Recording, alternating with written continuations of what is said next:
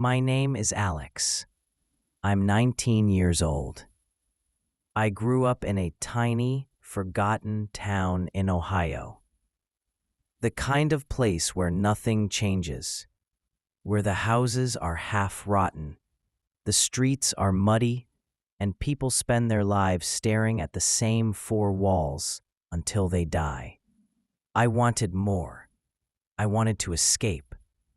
So one night, with a suitcase that barely held together and less than $100 in my pocket, I bought a bus ticket to New York. I thought I was running toward freedom, but what I found was something else entirely. New York hit me like a slap in the face. Sirens screamed through the night. Neon signs flickered over piles of trash. Strangers rushed past without even seeing me. For the first time in my life, I felt invisible. I needed somewhere to sleep, somewhere cheap. That's when I saw the ad. Room for rent, old studio building, $200 a month. No questions asked. No questions asked. It sounded like salvation. The landlady was Margaret. She was in her 60s, with curly gray hair, big round glasses, and a soft floral cardigan. She spoke quietly, like someone who didn't want to disturb the world. And when she smiled, it felt safe, like a grandmother you could trust with anything. She showed me the room. Peeling yellow wallpaper, a rusted bed frame, a single window that looked out into a narrow, suffocating alley. It smelled of damp, old wood, and something else. Something metallic. Still, $200 a month. I told myself I could survive.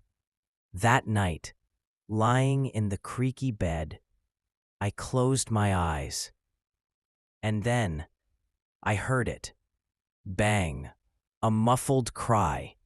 Something scraping across the floorboards below me. I whispered to myself, "It's just the pipes. Just the pipes." But deep down, I knew. It wasn't. I met them slowly, piece by piece. The first was a thin man with thick, round glasses. His hair was greasy, his smile too wide. When he saw me, he chuckled, this low, sticky laugh that made my skin crawl. The second was a veterinarian. At least, that's what he called himself. Tall, pale, with a dirty white coat stained with God knows what. His hands reeked of medicine.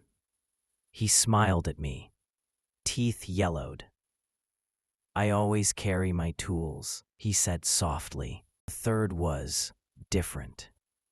A slow-minded man, heavy-set, drooling, with vacant eyes that never stopped darting.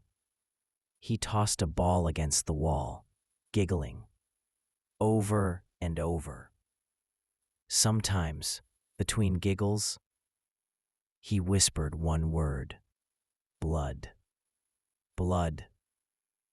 I told myself they were just strange, harmless, but they weren't. They were watching me. Always. At night, the building came alive, banging, scraping, sometimes muffled cries, like someone begging through a wall. One evening, I saw the vet struggling to carry a massive, rusty cage into the hallway. Inside, cats, at least half a dozen, hissing, terrified.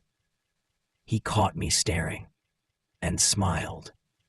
"Don't worry," he whispered. "They won't last long." The next morning, The cage was empty. Another time, the man with glasses leaned close as we passed each other. His breath stank of mold and copper. He whispered, "Don't bother trying to run. There's nowhere else for you to go." The fear was eating me alive. I barely slept. I barely ate. Every sound made my chest tighten. Finally, I went to Margaret. "Ma'am," I said, my voice shaking, "I don't feel safe here. They're trying to hurt me." She listened quietly, her hands folded. Then she gave me that same warm, grandmotherly smile. "Don't worry, dear. They're just a little crazy. Get some sleep. Tomorrow you'll feel better." Her smile lingered too long, and for the first time, it didn't comfort me. It terrified me. I tried to pack my suitcase, but my hands shook so badly I couldn't even close it. I thought about running out into the street, never looking back. But exhaustion dragged me down. I fell into a half-sleep, heart pounding. Then, bang, the door burst open. The man with glasses, the giggling fool, the veterinarian. They grabbed me, dragged me out of bed down the hallway. Their hands were ice. Their breaths wheezed in the dark. The basement door groaned open, and the smell hit me. Rust, damp, and something worse. Blood. The basement was a tomb. Cages lined the walls, filled with bones, scraps of fur, claw marks carved into the concrete. Symbols smeared across the walls in something that looked wet. They strapped me to a chair. The veterinarian leaned close, his dirty coat brushing my skin. He lifted a long surgical knife. "Well, Alex," he whispered, "tell me, what's your favorite animal?" My throat closed. What? He grinned. "Because tonight, I'm going to make you part of it. Forever." I screamed, begged, fought against the straps. The knife hovered. And then Margaret appeared in the doorway. Relief flooded me. "Margaret, please, help me." She walked forward slowly. Her hand rested on the vet's shoulder. Her smile was no longer gentle.